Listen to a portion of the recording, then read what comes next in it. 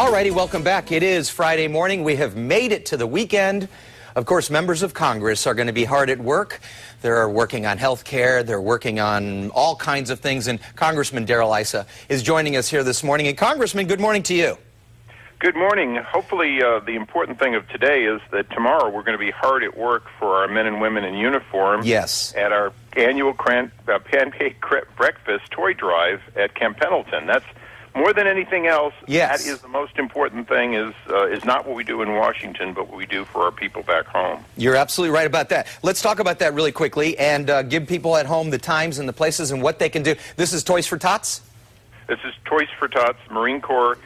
This actually benefits, among others, local military families. So I want to make sure people understand it is tax deductible. It's conducted, we turn it over to the Marines at the end of it through the San Diego Navy League.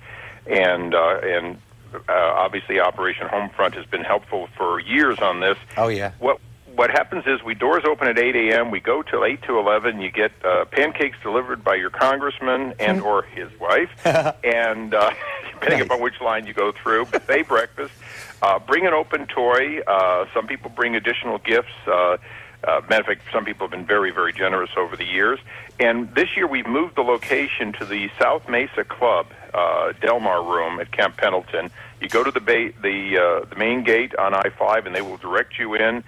It's a pretty location, and since the Officers Club is now closed for remodeling, this location is newer and better, and hopefully we'll have the turnout we've had in the past of over 250 participants.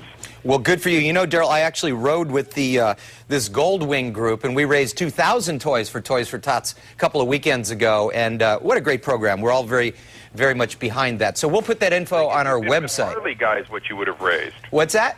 If you'd been with Harley guys instead of Goldwings, what could you have raised, right? Probably about 5,000. You know, because they scare people into giving them toys. Exactly. Yes, exactly. Now, the Harley guys, actually, the Harley guys do have, yeah, they do have a ride coming up down to Tijuana, but there's so much going on. Hey, let's talk about these unemployment numbers out this morning, Congressman, because they were a lot better than what people had anticipated. Of course, you can pick them apart and say, well, it's not that great. But, I mean, people are looking for a positive sign these days, and this is probably one of them. We are absolutely looking for positive signs. We're looking for private sector job growth more than anything else, and that's an important item.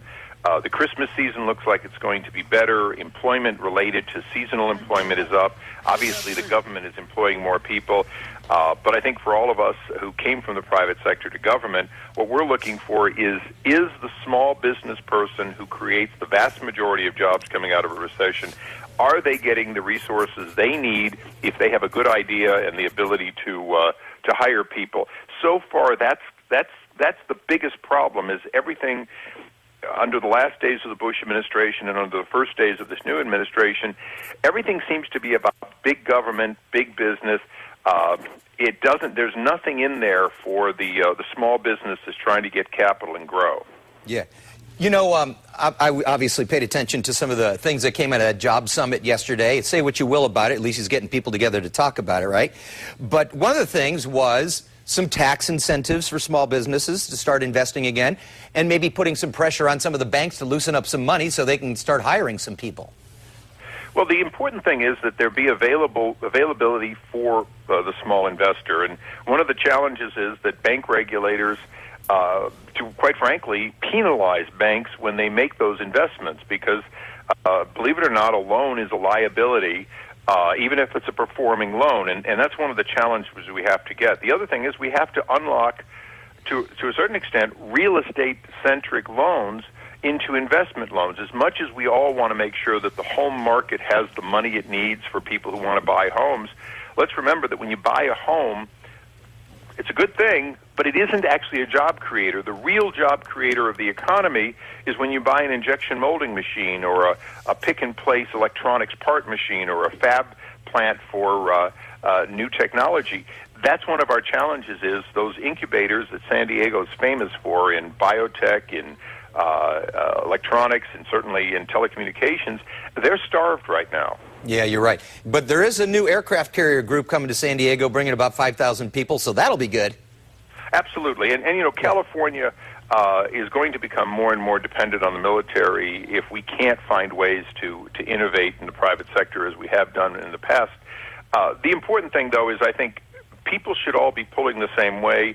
I was pleased to see, although there were some people like the U.S. Chamber excluded from yesterday's job fair, and NFIB, the small business folks, that there were an awful lot of good business people with good ideas who were brought there for that 2.5 hours that I think would have had a positive effect. Certainly, I know a lot of those people, and I know that they understand what it's going to take to get the economy going again, and one of them is going to be don't tax those who are trying and capable of growing the economy.